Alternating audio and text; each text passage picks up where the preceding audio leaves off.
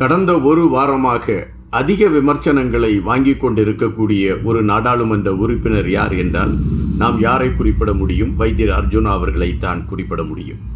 நாடாளுமன்றத்தில் வைத்தியர் அர்ஜுனாவிற்கு எதிராக களம் இறங்கி வைத்தியர் அர்ஜுனாவை எவ்வளவு இகழ்ந்து பேச முடியுமோ அவ்வளவு இகழ்ந்து பேசக்கூடிய களங்களை ஆளும் கட்சியை சார்ந்த நாடாளுமன்ற உறுப்பினர்கள் எடுத்திருந்தார்கள். குறிப்பாக கடற்தொழில் அமைச்சர் அந்த பாராளுமன்றத்தில் பேசிய வார்த்தைகள் அது ஏற்புடையதா என்றால் கேள்விக்கணைகளுக்கு உட்படுத்தக்கூடிய ஒன்றாகத்தான் இருக்கின்றது. தொடர்ச்சியாக கடுமையான விமர்சனங்கள் தன்னை சூழ்ந்து கொண்டிருக்கக்கூடிய அந்த நிலையிலும் வைத்தியர் அர்ஜுனா அவர்கள் புன்னகை மாறாது பயணித்து கொண்டிருக்கக்கூடிய விடயங்களை நாம் வியப்புடன் தான் பார்க்க வேண்டியிருக்கின்றது.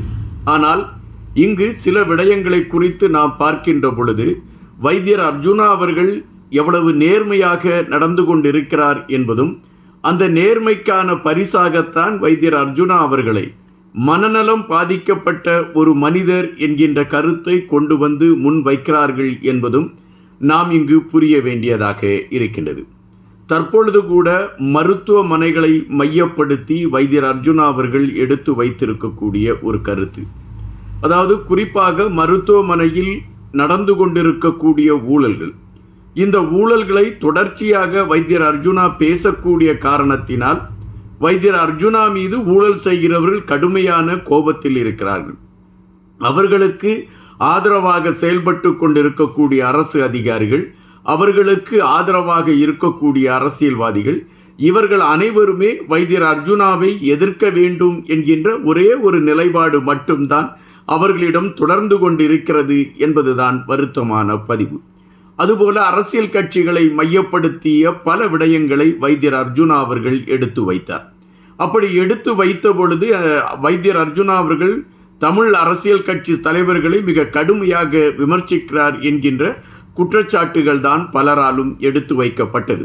ஆனால் இன்று உள்ளூராட்சி தேர்தல் முடிந்த பின்பு உள்ளூராட்சி தேர்தலை மையப்படுத்தி ஒவ்வொரு அரசியல் கட்சி தலைவர்களும் எடுத்து கொண்டிருக்கக்கூடிய அந்த நகர்வுகளை வைத்து பார்க்கின்ற பொழுது வைத்தியர் அர்ஜுனா அவர்கள் பேசிய விடயங்கள் அனைத்துமே உண்மையாகத்தான் இருக்குமோ என்கின்ற எண்ணம்தான் ஏற்படுகின்றது.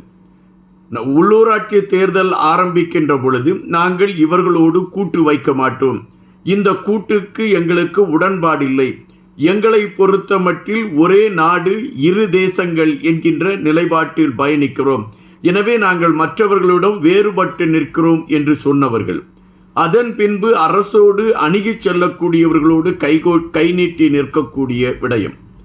டக்ளஸ் தேவானந்தா அவர்களுக்கு எதிராக கருத்துக்களை பதிவிட்டவர்கள் டக்ளஸ் தேவானந்தா அவர்களை மறைமுகமாகவும் தொலைபேசி மூலமாகவும் சந்தித்து உங்கள் ஆதரவு எங்களுக்கு கிட்டுமா என்று கேட்கக்கூடிய நிலைமை.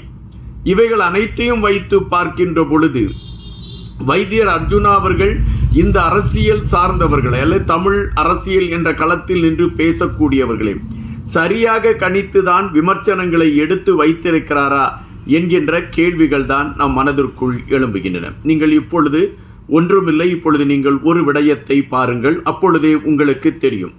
தமிழ் தேசிய பேரவையை நாம் கையில் எடுத்துக்கொண்டால் கஜேந்திரகுமார் பொன்னம்பலம் அவர்கள் உள்ளூராட்சி தேர்தல் நடைபெற்று கொண்டிருந்த அந்த சூழலில் ஜனநாயக தமிழ் தேசிய கூட்டணியோடு எங்களுக்கு எந்தவிதமான உறவும் அல்லது எந்தவிதமான ஒரு உடன்பாடும் அவர்களோடு எங்களுக்கு எட்டாது என்று அழுத்தமாக பதிவிட்டார்கள்.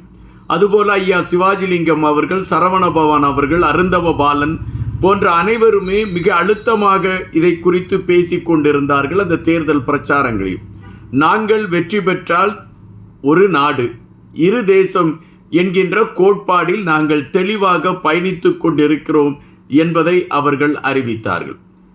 இதன் பின்பு தேர்தல் முடிகின்றது. யாரோடு கூட்டணி சேர்ந்தால் அந்த அதாவது நகர சபைகளை கைப்பற்ற முடியும் என்கின்ற கேள்வி வருகின்றது. இந்த கேள்வி வருகின்ற பொழுது ஜனநாயக தமிழ் தேசிய கூட்டணியோடு ஒரு உடன்படிக்கையை ஏற்படுத்திக் கொள்கின்றார்கள் கஜேந்திரன், பொன்னம்பலம் போன்ற அவர்கள் அணியை சார்ந்தவர்கள். அப்படி அவர்கள் அந்த உறவை ஏற்படுத்தி கொள்ளக்கூடிய விடயத்தில் ஐயா சிவாஜிலிங்கம் போன்றவர்கள் அதற்கு எந்த மறுப்பும் சொல்லவில்லை. இது காலத்தின் கட்டாயம், நாங்கள் எங்களை பொறுத்த மட்டில் இது கொள்கை கூட்டணி, நாங்கள் இணைந்து பயணிக்க வேண்டிய ஒரு களத்தில் இருக்கிறோம் என்கின்ற கருத்துக்களை எல்லாம் அவர்கள் பதிவிட்டுவிட்டு அந்த கூட்டணியை தொடர்ந்து விட்டார்கள். ஆனால் அங்கும் ஒரு சிக்கல் இருந்தது. அந்த சிக்கல் என்னவென்றால், இவர்கள் 2 பேரும் கூட்டணி அமைத்தால் கூட இவர்களால் நகர சபையை கைப்பற்ற முடியாத ஒரு நிலைமை. எனவே நகர சபையை கைப்பற்ற வேண்டும் என்றால் இன்னும் ஒரு கட்சியோடு கூட்டணி வேண்டும். அப்படி இன்னொரு கட்சியோடு கூட்டணி வேண்டும் என்கின்ற நிலைப்பாட்டில் அவர்கள் தேடியது ஐயா டக்ளஸ் தேவானந்தா அவர்களைத்தான் தேடினார்கள். தொலைபேசி வாயிலாக அவரோடு ஒரு உடன்படிக்கைக்கான பேச்சுவார்த்தை நடந்தது என்கின்ற தகவல்கள் பரவலாக பேசப்பட்டது. இதை பலரும் எடுத்து வைத்தார்கள். ஆனால் கஜேந்திரகுமார் பொன்னம்பலம் அவர்கள் இதனை மறுத்துவிட்டார். இப்படி நாங்கள் யாரோடும் கூட்டணியை குறித்து பேசவில்லை, அதுவும் குறிப்பாக டக்ளஸ் தேவானந்தா அவர்களோடு இந்த கூட்டணியை குறித்து பேசவில்லை.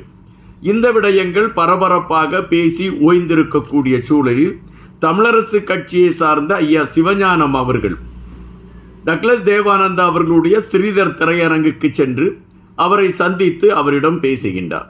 அப்படி பேசுகின்ற பொழுது, எங்களுக்கு நீங்கள் கூட்டணி அமைப்பதற்கான ஒரு களத்தை நீங்கள் உருவாக்கி தர வேண்டும். நீங்கள் எங்களோடு கூட்டணி அமைத்து கொண்டால் நாங்கள் நகர சபைகளை கைப்பற்றுவதற்கான ஒரு வாய்ப்பு வரும் என்ற ஒரு பேச்சுவார்த்தை முடிகின்றது. அந்த பேச்சுவார்த்தையை முடித்துவிட்டு டக்ளஸ் தேவானந்தா அவர்களும் ஐயா சிவஞானம் அவர்களும் வெளியே வந்து பேசுகின்றார்கள். மக்களை, அது செய்தியாளர்களை பார்த்து பேசுகின்றார்கள். அப்படி பேசுகின்ற பொழுதுதான் நம் மனதிற்குள் வைத்தியர் அர்ஜுனா வந்து போகின்றார். இந்த வைத்தியர் என்கின்ற இந்த மனிதன் அடிக்கடி இந்த அரசியல் தலைவர்களை மையப்படுத்தி பல விடயங்களை குறித்து எச்சரித்து கொண்டே இருந்தார். அவர்களை பொறுத்த மட்டில் பதவி சார்ந்த விடயங்களை மையப்படுத்தி அனுரா ஆட்சியாளர்களோடும் கைகோர்ப்பார்கள், அவர்களுடைய எதிரிகளோடும் கைகோர்ப்பார்கள். இதுதான் அவர்களுடைய நிலைப்பாடு. பாதிக்கப்பட்டு கொண்டிருக்கக்கூடிய மக்கள் பிரச்சனையை கையில் எடுத்துக்கொண்டு மக்களுக்காக களத்தில் நிற்பார்களா என்றால் இல்லை என்பதுதான் வருத்தமான பதிவு.